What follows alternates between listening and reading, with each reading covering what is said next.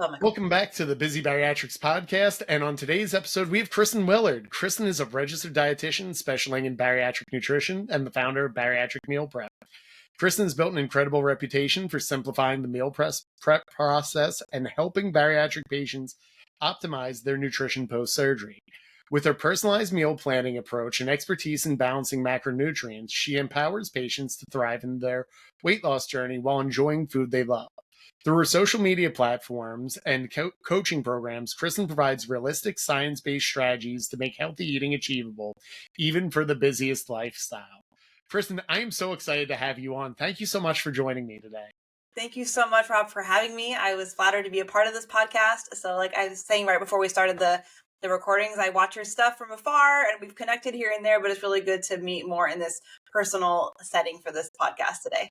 Yeah, it's weird because I remember your page back in 2020 when I was first looking at bariatric surgery, and I knew they were going to remove my stomach. I knew that I couldn't eat like I used to eat, but I didn't really know, does that mean I just eat everything smaller? Do I need a whole different diet? I would searching on Google, you could never find a clear answer. And the weirdest part was I found your Instagram page, and some of my favorite content of you was just, here's a simple way to build a snack, or here's what breakfast could look like at this point. How did you kind of get involved and start with your social media? Yeah, good question. I started off in the clinic, working just in our local bariatric clinic that we have. And I did the group sessions. A lot of times the surgery centers do group meetings, and I would go there and, do the meetings for everyone to qualify for surgery. But and I would talk about, you need to have, 20 grams of protein each meal, and you need to have 3 ounces of chicken, and, all of the jazz that I'm sure almost everyone here has heard from their surgery clinic as well. And at that time, I didn't really have an Instagram account, and I had some life changes, like having a daughter and working more from home. And I started playing more with Instagram, and I first just did recipes and stuff. And then one day, there's just this one post in particular, I just did a shot of the bariatric plate method. And this is before reels and everything. This is just when they were static posts. Back in the good old days of Instagram, where you could just kind of post content. You didn't have to dance or put music to it. You could just put what you wanted on the internet. Exactly. I never had my face on my Instagram. It was just all really food stuff.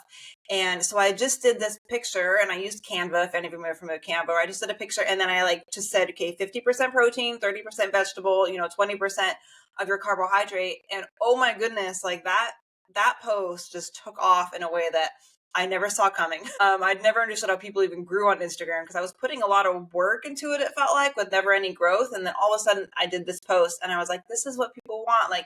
People want to see how this looks realistic to them, not just a recipe, but how do the portion sizes look realistic for them after surgery? And also depending on if you can only have half a cup of food, what does that look like? If you can have a quarter cup of food.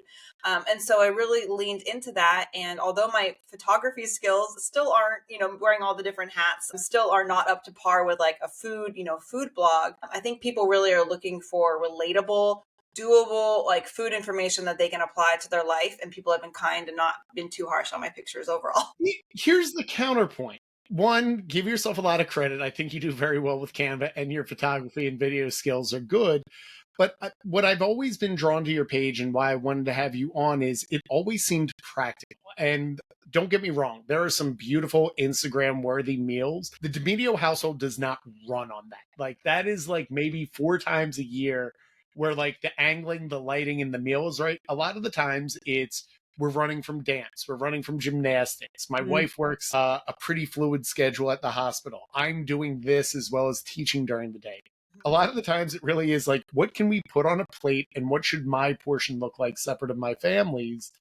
And I think that's really important to share. So how do you keep those posts kind of interesting, or keep going this far out as a registered dietitian?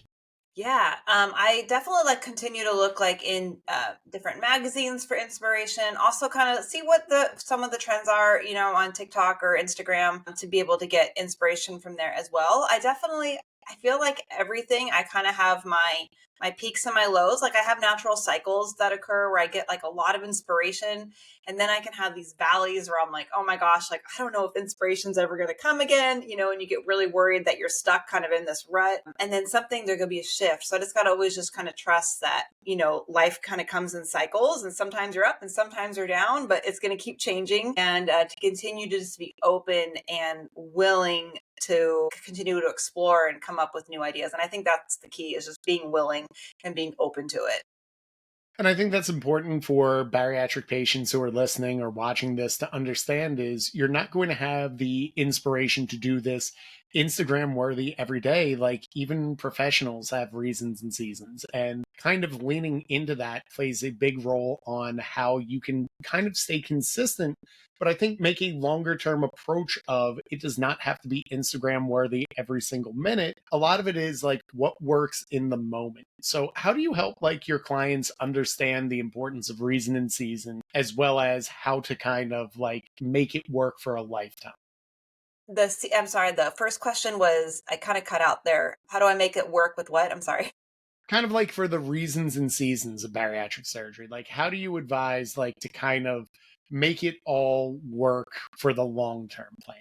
Yeah, so I definitely am a break it down. I think it can be really overwhelming to think like I have to eat this way for the rest of my life, or I can never have this again.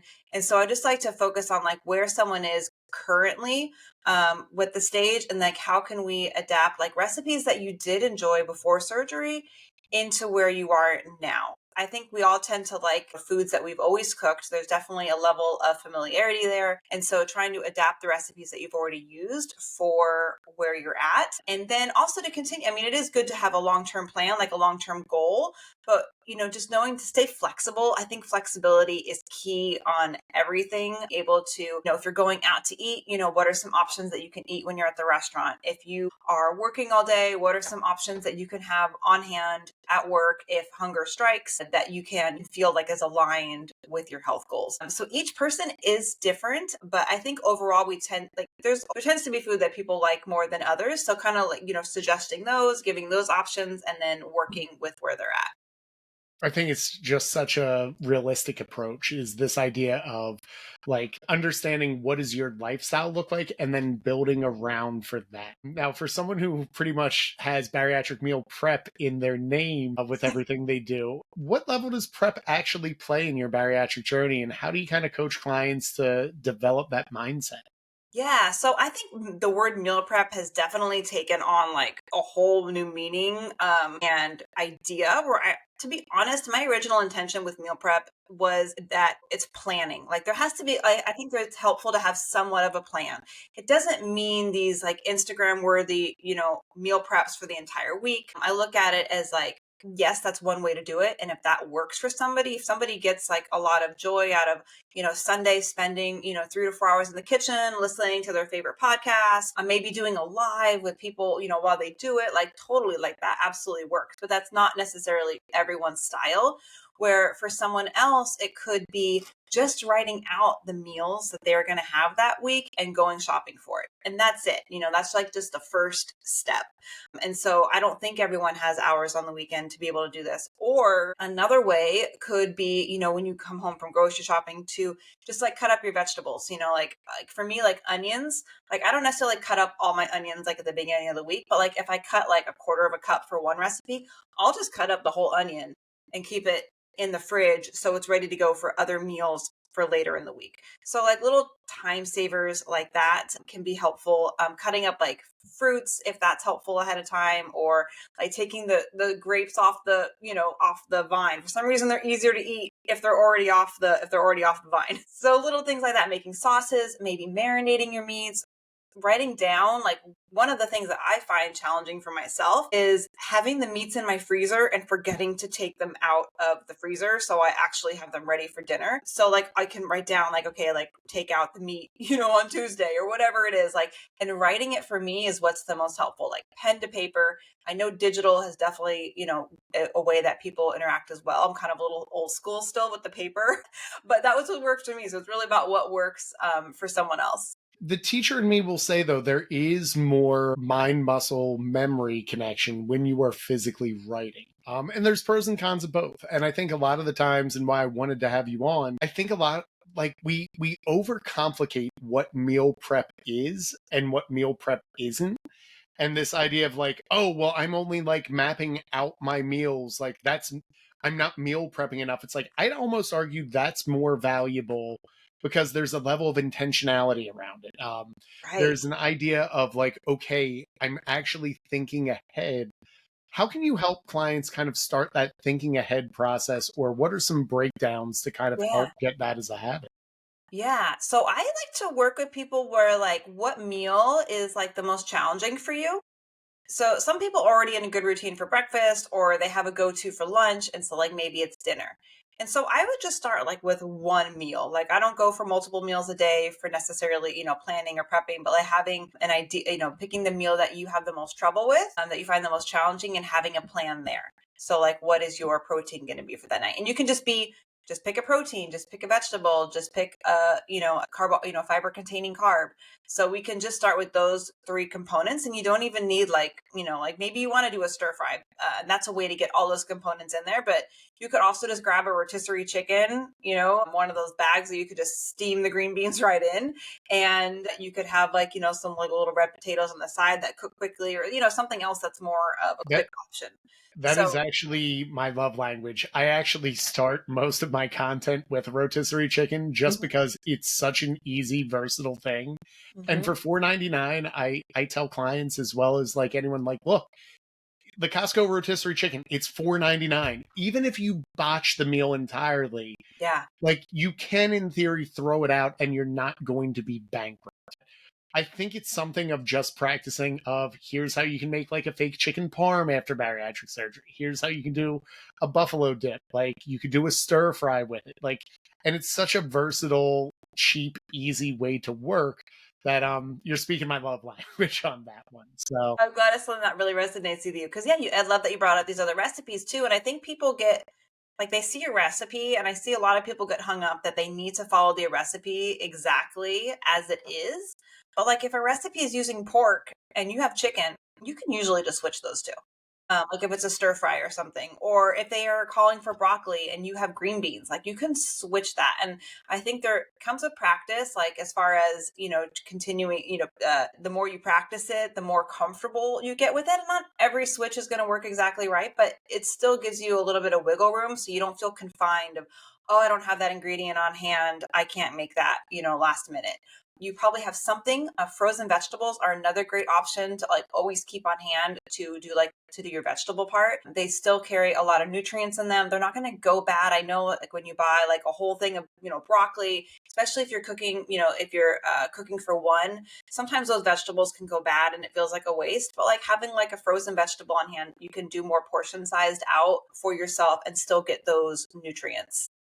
one of my like biggest pet peeves on the internet is the people who like really get tied up on the nutrient components of frozen versus fresh vegetables, where it's like, so we're really going to trip someone up on eating vegetables. Like this is where we're at from a nutritional standpoint that we're going to start doing with that. But I think it's really important. And it's now that I'm looking back, you probably are like the most evident. I probably took a lot of my early ideas from you. So I probably owe you a nickel or something for this. Yeah, But having like, me on here, just expressing. I get lots of comments, like people just writing me. I love seeing those messages. Hey, you've helped me out. Like, yeah, I find it all really because I feel like the energy I get back from the community also helps give me energy to continue to put in. I feel like if you don't know, sometimes like, oh gosh, I'm putting all this work out. Like, is anyone is it helping anyone? And just to get those messages can be really nice. so much of what I teach and preach comes down to like get a Costco chicken, Yeah. frozen bag of vegetables, steamer bag of rice. You can feed the whole family for essentially like $8.99. I Hmm. think when I did the full math of it, and it works. But I think that's important. Like as you have children, or if you're cooking for multiple people, or even if you're just cooking for yourself, being able to scale up or back the portions on a recipe just makes such a world of difference to get the results that you want. Yeah. And one thing I want to bring up is I think it's so helpful to have repeat recipes. And I think that's one of the things that as an Instagram or TikTok content creator, I feel like I always need to create new things, but like realistically in your own personal life, having your go-tos, it just makes life so much easier. You don't necessarily need to create like a fresh shopping list each week. You already know the ingredients. You can just kind of pick them out, really quickly. You know how to make it. I think reading a recipe takes time in the kitchen, or if you're doing a new recipe, you may not realize, oh, you're supposed to do this step before that step, so it just doesn't come out right. Where when you're repeating the same recipe over and over, you get faster in the kitchen, you get faster at your shopping, and you also know that it works with your health goals as well. If you're continuing to see the results, that you want. I know you, Rob, have worked with body composition and whatnot. And so if you're getting the results that you want to see, then you know that that recipe is also helpful for you in the long term. So just continue with those recipes. Like I tend to have like in my own household, much more summer versus winter recipes. I know during the summer, I lean really into more salads and those kind of foods, where definitely during the winter, I'm much more like soups and more comfort sort of foods. And I comfort it. I think there's a stereotype of like, oh, you're going to have mac and cheese. It's not necessarily mac and cheese. To me, it's like just more warm, slow cooker meals, instant pot meals, like my kids love like enchiladas, during these months as well. So having those repeat recipes is also helpful for your sanity, I think, as well. And another thing you do with the Costco chicken, I've realized like, so wow, I kind of like, I feel like I owe you some sort of copyright on this. A lot of what I do is like a 6-month calendar. Like I have my like grill season and non-grill season calendar. And you're right. It's not that it's a quick convert to mac and cheese, but like a simple thing of like, in our meal plan for our family, Tuesday is some form of 96 lean ground beef, which means in grill season, that's burgers on the grill. But then when it gets too cold to grill, it's now taco season. And it's one of those of the muscle memory, I think, is important because as bariatric patients, you're trying to balance vitamins, hydration, protein, carbs, fats. Sometimes having some staple menu items like tacos and just being like, look, it's Tuesday, it's taco night. I can make it blindfolded. Like it's literally throw the beef in a pan, add the taco seasoning, and then let the family have at it. What are some other like quick, simple, easy things that you recommend kind of just starting for a bariatric patient who may not cook? Yeah, I think stir fries are great. You can, use your chicken like we talked. You can have it either you can cook it from raw, or you can even add some of the leftover rotisserie chicken in there. Add your frozen vegetable, and depending on the like you can use all different types of sauces for it. I tend to use more of a soy sauce base sauce on it, and I might look at a recipe for a little inspiration, like some toasted sesame oil or something. And then depending on if you're including carbohydrates or not, you could combine that with, if you tolerate rice. Like I'm okay with rice as long as it's in a smaller portion, about 1/4 of a cup, 2 to 4 tablespoons of a rice, I think is okay. For me, it provides that satisfaction with the meal. If that's something that you don't tolerate or you don't want to introduce, if you are before 6 months, I tend to go vegetable and protein to suggest that as much as possible. Your stomach size is smaller. You don't necessarily need to have those fiber, all of those carbohydrates yet. I shouldn't say all those small amount of carbohydrates that people post-op have. I'm interviewing dietitians like back to back to back these last couple weeks. And I don't know if it's like the internet or how we just view things on the media, but everyone is very careful to be like, well, always, and it depends, but like we don't like the wording is so tricky anymore of just like we're trying to get a message out of here's what works without like having someone on the internet just become like, we're declaring this is our time to freak out moment. Yeah. Yeah. Well, because I think we like as human beings, we like to have these little boxes that we put ourselves in, and these rules, which they can be helpful. Like I'm all for boundaries, but I think that that we need some flexibility, like I said in the beginning of the show, like flexibility with it as well. And what works for one person isn't going to work for someone else as well, based upon tolerance, food preferences, just your own personal metabolism. All of those come into play, which is why it's so important, I think, to get personalized help, whether that's through your surgery center,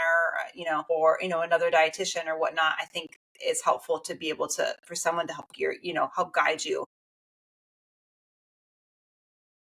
So Yeah.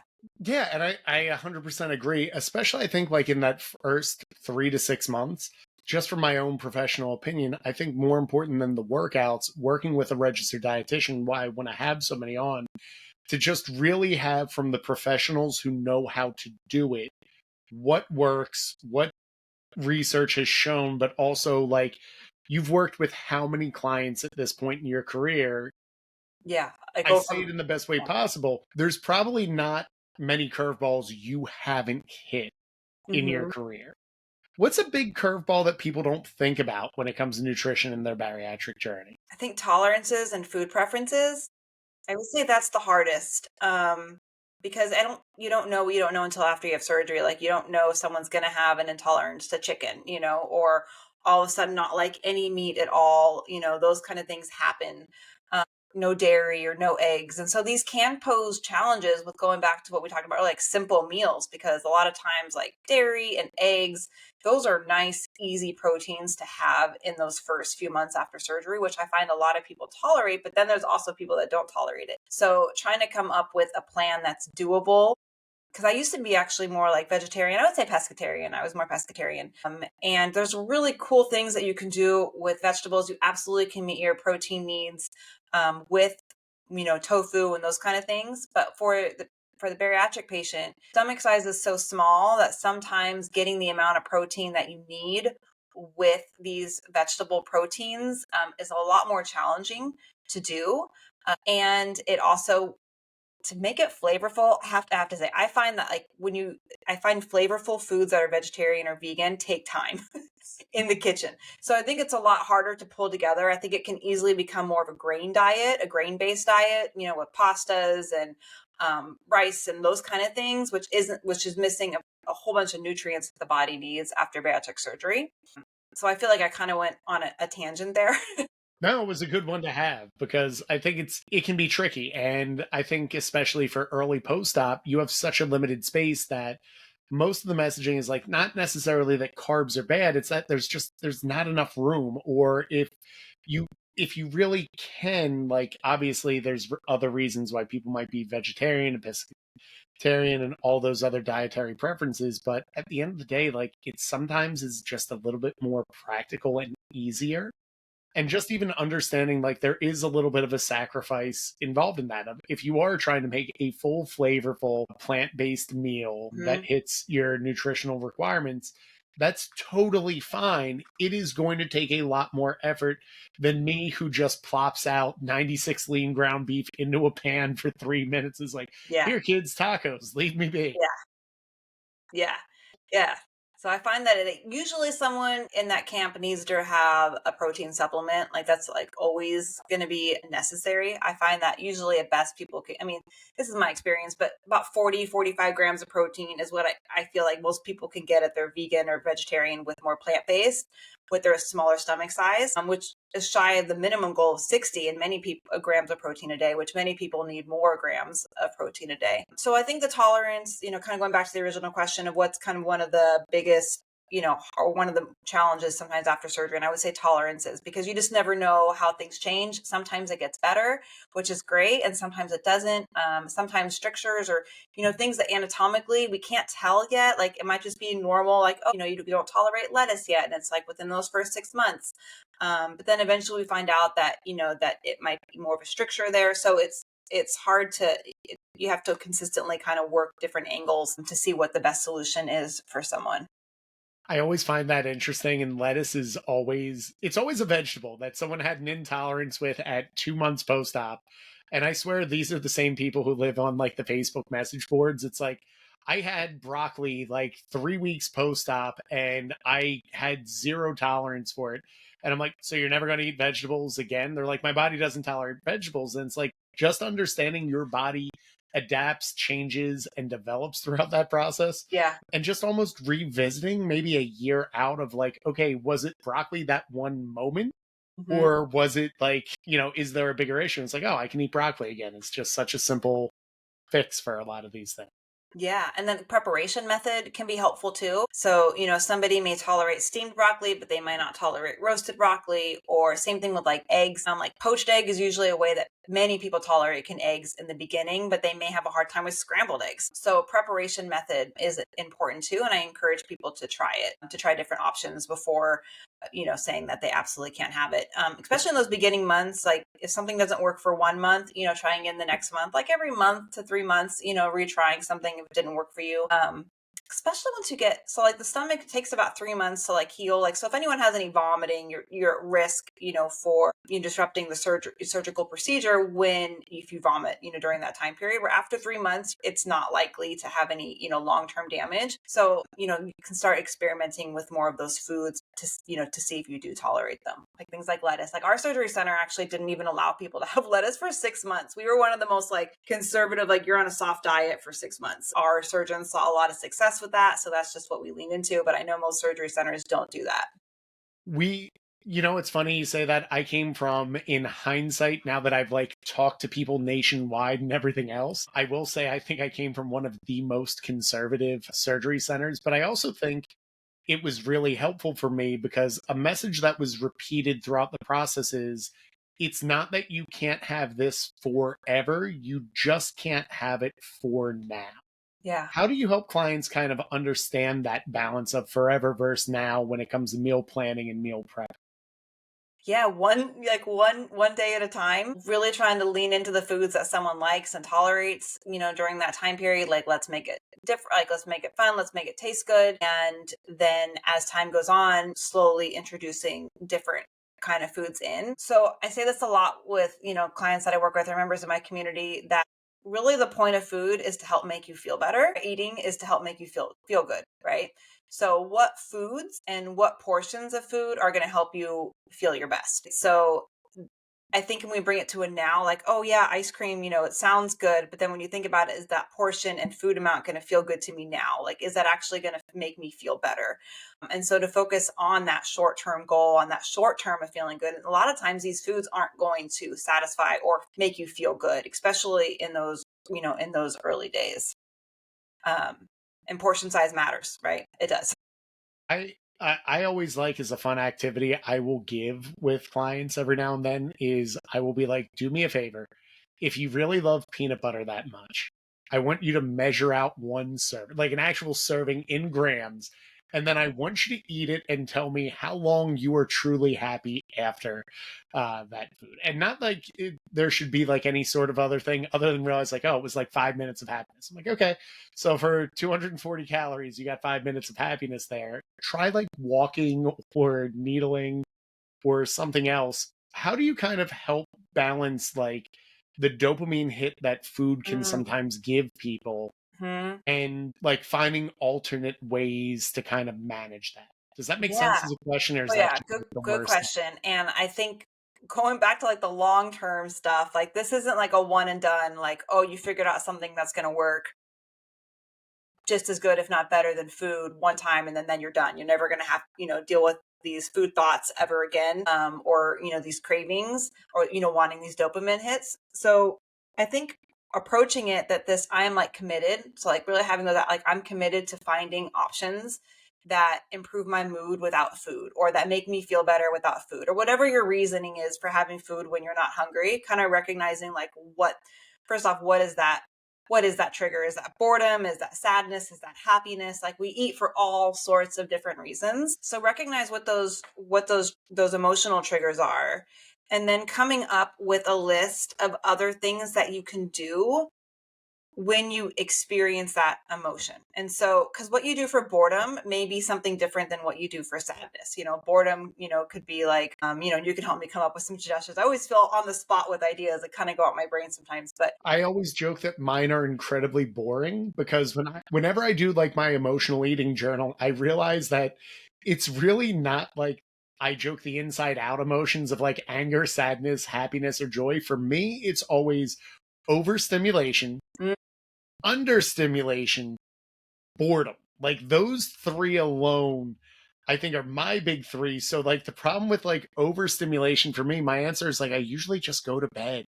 Like a lot of the time, my evening one, when I really get down, it's like I've been recording podcasts, I've been coaching clients. I'm almost like on a high because I do enjoy working or running our community stuff. And then it's like, this is great. Let me get something to eat. And it's like, no, you just need to go to bed. And then understimulated a lot is just a walk.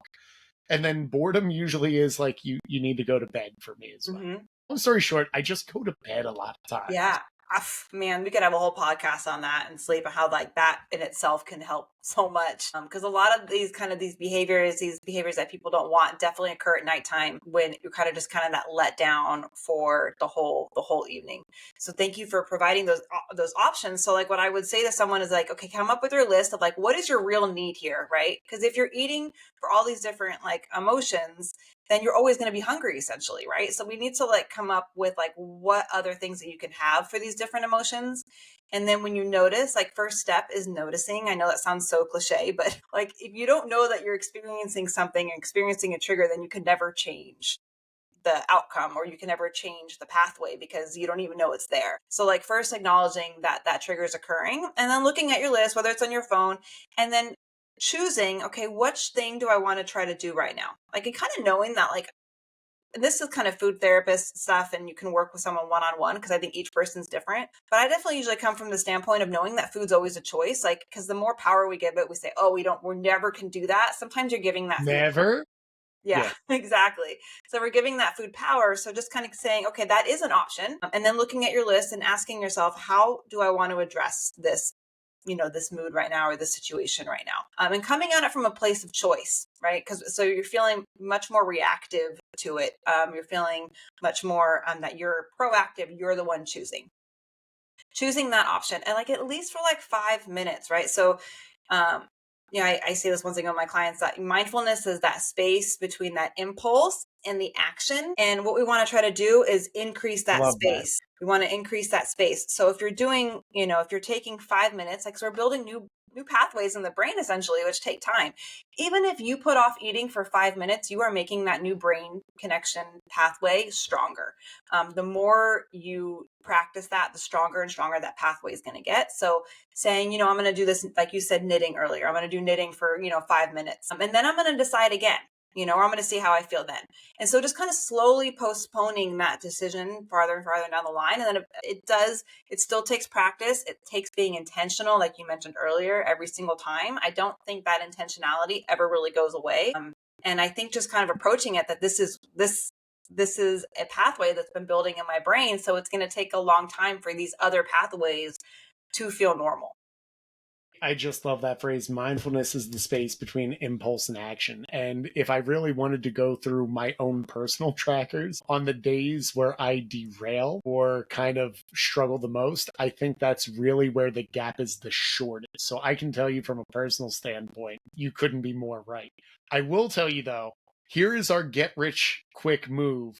I would love, and I'm putting it on this recording, we're going to make this happen. We should almost have, like, have you ever seen the children's book, like, Go the F to Sleep? Where, like, no, it's a children's book. They actually have a version read by Samuel L. Jackson. It's not appropriate for children, but it's a book kind of for adults of getting your kid to go to sleep. But the answer for everything is, like, you've gone to the bathroom 15 times. Now just go the F to sleep. I almost want, like, to get the top, like, almost everyone who comes in either my summer camp or your symposium to write a page of, like, why you just need to go to sleep. Like, yeah. You've mapped out your macros. Like, you have a full nutritious day. Now just go the F to sleep. Or, like, your muscles need to recover and repair. They need rest just as much as you do. Now go to sleep. Go to sleep and just have, like, almost like therapists and everyone else. I think we can solve 90% of the problem with, like, oh, you're overtired. Just go to bed. Well, you're onto something, Rob. Every now and then. But I always say, like, so important. If I get enough smart people in front of me, I'll eventually say something smart. Just like I think if you put enough dumb people around me, I'll definitely say something stupid. But, like, it's half the reason I do the podcast and the interviews is I learn so much and I get a different perspective every time. Yes. So I love that. When we look at, like, our bariatric journeys and we look about meal prep, planning, nutrition, all of that, what's, like, the biggest hurdle that you find you're constantly having to either answer, redirect, or go over?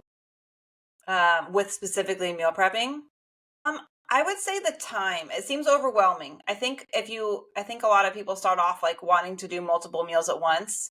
And I think breaking down it into smaller goals is the most helpful approach. We just want to be there, right? Like we just all of a sudden want to be a good dancer. We just all of a sudden want to be a good podcaster. But, like, everything, in order to be any of these things, it takes time and practice. And I think people like meal prepping specifically is a skill. And even if you're writing out your meals for the week and that's the step that you take and you don't prepare your meals, that's still a skill to be able to not get overwhelmed by looking at the recipes, by writing your list. Like I think there can be almost exhaustion, especially if it's something that you haven't been doing. Anything new can feel like it can be a hurdle to do these things. So just kind of committing with just if that's you, then just committing to like one recipe that week of doing your shopping and you're cooking for, or you're prepping if that's what you want to do. And so really taking each step. And I think we just get overwhelmed as society and whole, but like trying to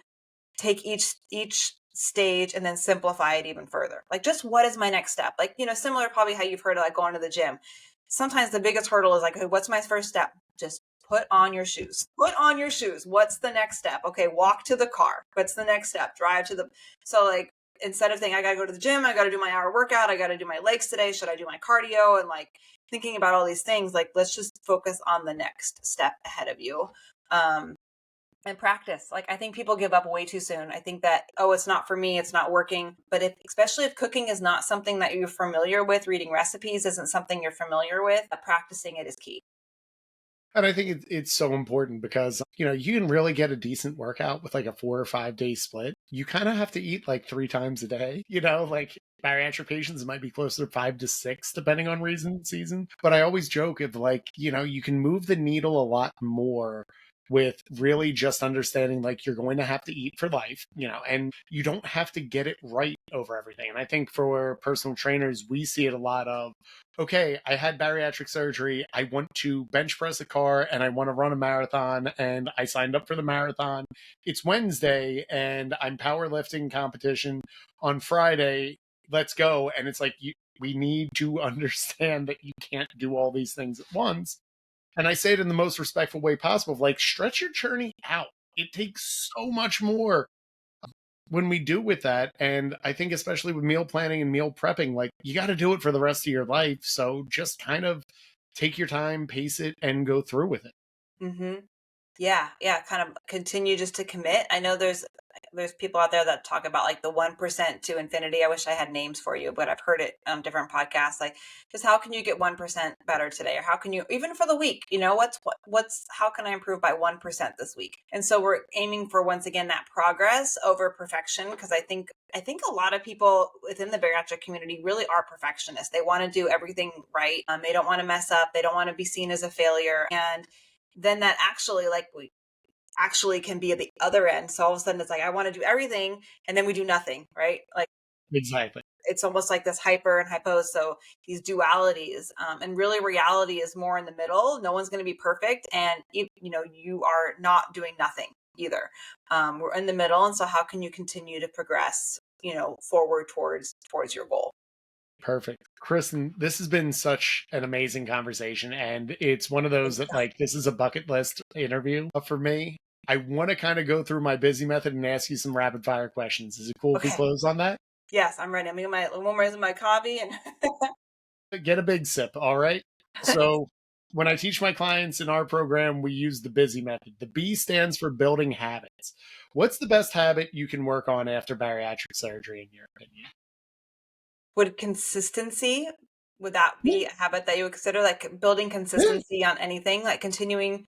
Sorry. So I would actually be habit stacking. So it's going along with consistency, and you probably have talked about it in your program before. But when you're trying to build this consistency, habit stacking is one of the best things you can do. And so what that means is, if you're not familiar with the term, is trying to do something roughly at the same time, after the same habit each day. So for instance, in the morning, when you wake up, you brush your teeth, that habit might already be built in there. So what can you build on top of that habit so that your brain flow kind of naturally goes that way? So like, for instance, like get up, brush teeth, have your first glass of water. We're going to add that in there. And so the more you practice that as a stacking, the more that it's just going to become ingrained in you to have that cup of water after brushing your teeth. It's going to be easier to stick. If you do your meal planning, like trying to stick roughly to the same day, same time, you're building that habit. It's naturally going to go. I know, like when I'm, like for instance, like if I'm building a schedule inside the Bariatric Meal Prep Academy, if I'm like for my live sessions, if I'm like all of a sudden all over the place, like I'm gonna do it Wednesday and then I'm gonna do it Thursday at different times, like then all of a sudden I accidentally book myself for one of those times. Or if I just keep it consistently, like on Mondays at 9 o'clock, I have it built in. I know when I'm doing my scheduling that it's already there. I don't even need to write it down. So habit stacking with consistency would be my go-to. Love it. And from a professional opinion, it's why our community call is always Tuesdays at 8. That is my time. I know I have to be there and where to go. All right. The U should be easy for you. Understanding nutrition. What's the one thing you wish more people know about their nutrition when it came to bariatrics there?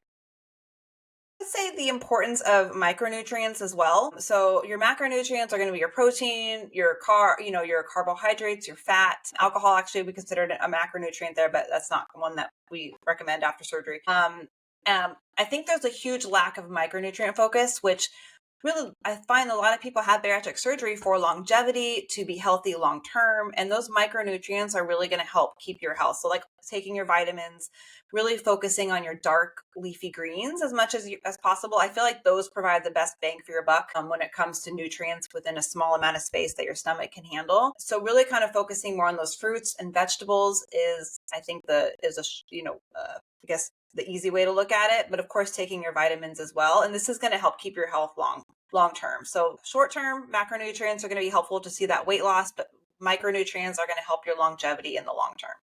Love it. All right. The S is for staying active. What's your favorite way to stay active? Man, to be honest, that switches throughout the seasons for me.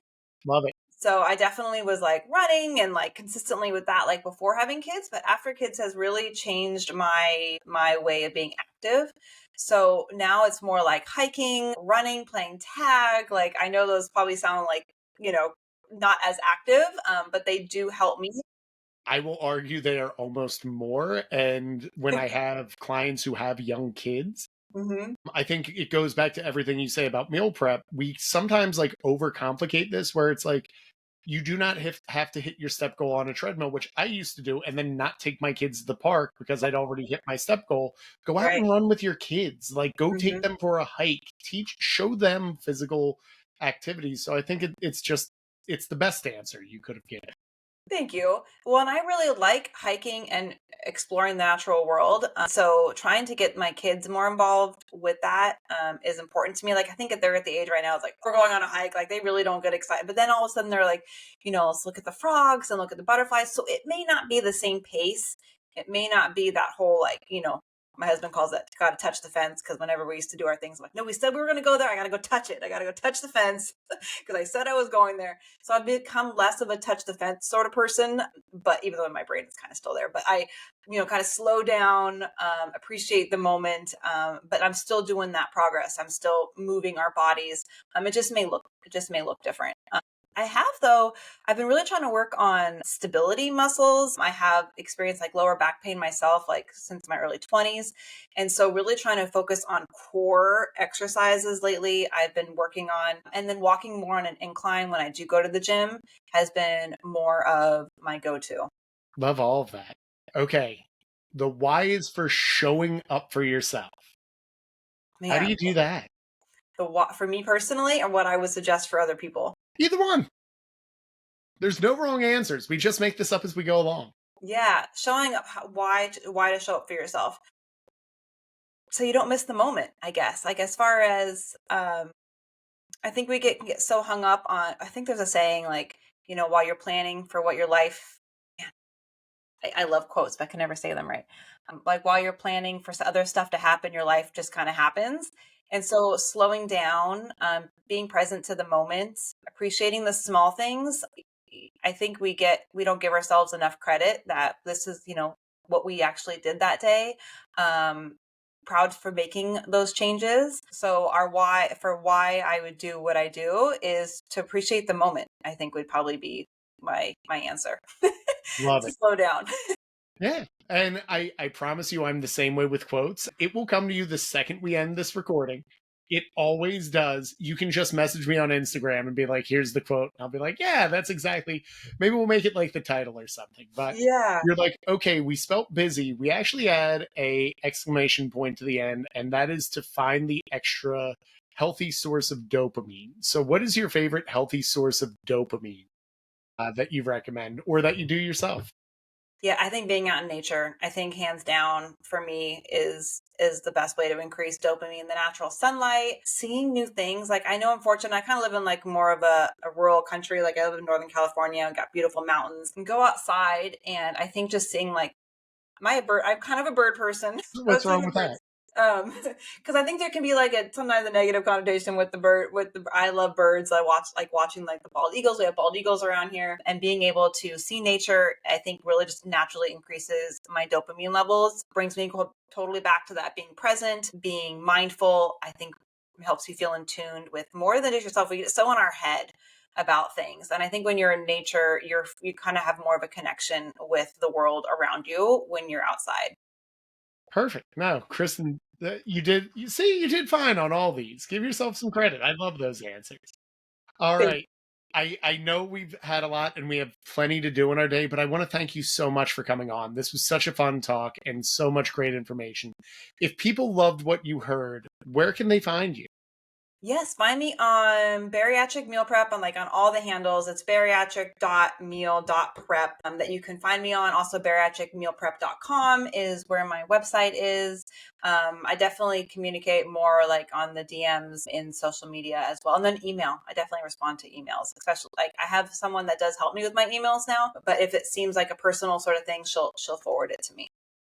I 100% agree. Having someone just to help sort out all the back end stuff of what makes this look so pretty definitely helps a worldwide. So, Kristen, I want to thank you again. Now I'm going to read our incredibly long ending. If you want more of our content, please go ahead and hit subscribe to our YouTube page, Busy Bariatrics, for more in-depth content. If you like this episode, the best way you can help support the show is by leaving a 5-star rating and review. Every week, we'll be giving away one free product from our sponsors and announcing the winner on our Friday email list, so be sure to subscribe there as well. If you felt this episode can help someone, screenshot it and drop it in your stories with a link to the episode to help spread the love. And as always, keep getting busy. Thanks again, Kristen, for coming on. Thank you so much, Rob. Hope to Have a continue great to stay in day. touch.